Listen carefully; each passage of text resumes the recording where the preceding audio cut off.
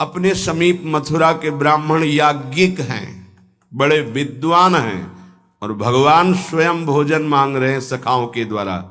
उनको पता नहीं चल रहा कि यज्ञ भोक्ता भगवान श्री हरि ही हमें कृतार्थ करने के लिए ऐसा करें। उन्होंने साफ मना कर दिया, किम यज्ञादि कही, किम दानम। बड़ा इस बात पर जोर दिया जाता है, दान करो दान करो। दानदाता भी बड़ा गर्व करता है, मैं बहुत बड़ा दानी हूं। ए भाई, 1000 दोगे तो 1,00,000 फेंक देगा। 1000 में बुद्धि शुद्ध नहीं तो 1,00,000 में क्या होगा? 1,00,000 दोगे 1 करोड़ फेंक देगा। मायापति है, क्या होगा इससे? नहीं। भगवत प्राप्ति या परमानंद की प्राप्ति या महासुख की प्राप्ति मन को प्रभु में लगाने से होती, सिर्फ मन को। अगर मन नहीं दे पाए तो कुछ भी करो, करवा देगी। रुंधाना सततम कदिंद्रिय गणम बिंदान वाप्यम परम। जिसने साफ संबंधों के इसने पाठ को काट दिया और इन दुष्ट इंद्रियों का निरोध कर दिया, बंद कर दिया। निरोध मन रोक देना, बहुत हो गया। इंद्रियों का भोग तब तक नहीं रोक पाओगे जब तक इंद्रियों के भोग को आप मानोगे कि मैं भोग रहा हूं, मैं सुख ले रहा हूं। ये दुष्ट इंद्रियां कभी तृप्त नहीं होने वाली। देहूती जी ने कहा भगवान कपिल देव जी से, मैं ऊब गई, कितना भोगे, प्रभु इन दुष्ट इंद्रियों से बचा लो। तब भक्ति का, सांख्य योग का उपदेश किया। श्रीपाद कह रहे हैं ये दुष्ट का वृत्तियां, ये धन आदि का महत्व, ये सम्मान आदि की प्रियता तो अज्ञान के सिवा कुछ नहीं है। श्रीपाद कह रहे विचार कीजिए, उपासना के द्वारा तीखी की हुई ज्ञान की तलवार से काट दीजिए इस माया संबंध को। वृंदारण्य निश्चय सुसखे, हे मित्र, हे सुंदर सखे, श्री वृंदावन का आश्रय लो। वृंदावन धाम का आश्रय तुम्हें संत संग प्रदान करेगा, प्रेमी जनों का संग, और उस संग के प्रभाव से विषय रस से बच पाओगे। विषय रस से बच गए तो तुम्हें अनुभव हो जाएगा कि जगत क्या है, तुम क्या हो और श्री भगवान क्या है। एक एक कवल से जैसे तुष्टि पुष्टि क्षुधा निवृत्ति होती है, ऐसे एक एक क्षण भजन से, संसार से वैराग्य, भगवान से प्रेम और अपने स्वरूप का बोध प्राप्त होता है। पर हमारी दुर्दशा है, कौन चाहता है भगवान से प्रेम करना? दुख से सब हटना चाहते हैं, किसी को दुख ना प्राप्त हो ये सब चाहते हैं, पर मार्ग वही ग्रहण किया जाता है जिससे दुख ही मिलता है। समझ में नहीं आ रहा।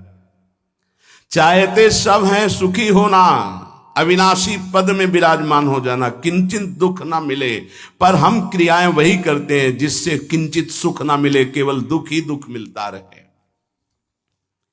उपासना के मार्ग में पूज्य भाई जी श्री हनुमान प्रसाद पोद्दार जी कह रहे हैं, अय उपासक,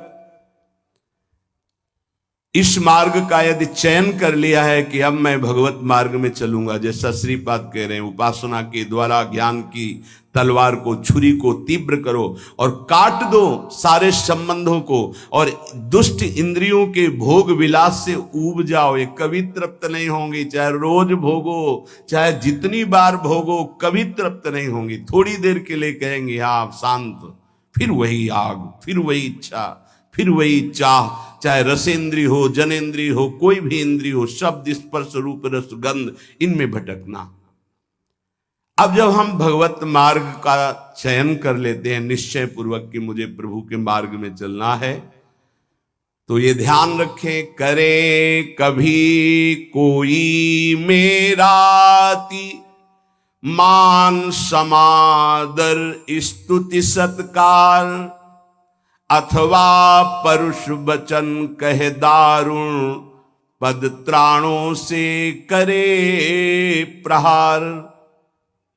बहुत सुलझा हुआ व्यक्तित्व होगा तब इस उपासना मार्ग में चल पाता है।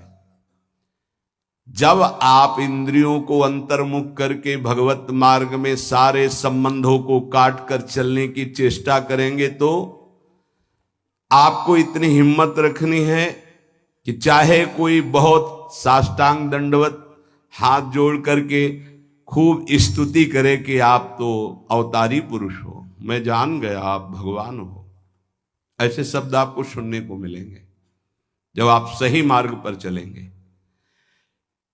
जब आप ये स्वीकार कर लेंगे कि हम कुछ होने लगे तो उस अहम रूपी मल का नाश करने के लिए तत्काल भगवान व्यवस्था करते हैं। परुख वचन, दारुण विपत्ति और प्रहार, तीन चीजों की व्यवस्था हो जाती है। दारुण समस्या उत्पन्न हो जाएगी, निकलो इससे। यहां तो पद त्राणों से करे प्रहार, पद त्राण, पादुका भी चले तो भी कोई बात नहीं है, भगवत मार्ग के पथिक है।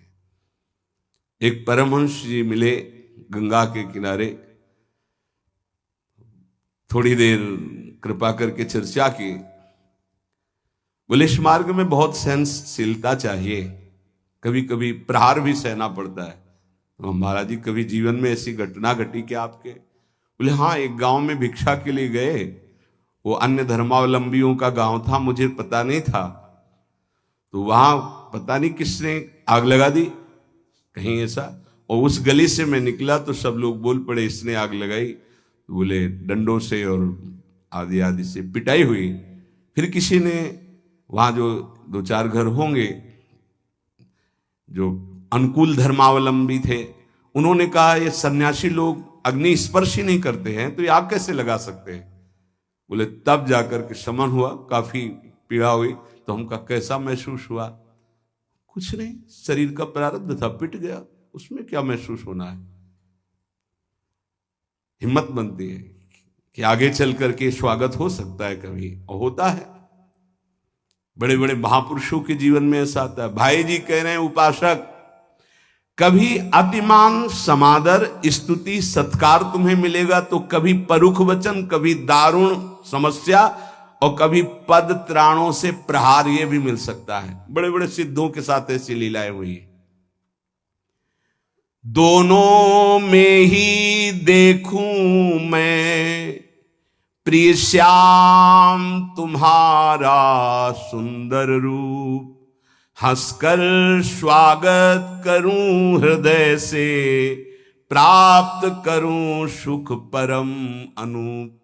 दोनों स्थितियों में मैं हे प्रभु आपका स्पर्श पाऊं, क्योंकि आप ही विधान करके देख रहे हो कि कितना समर्पित है ये।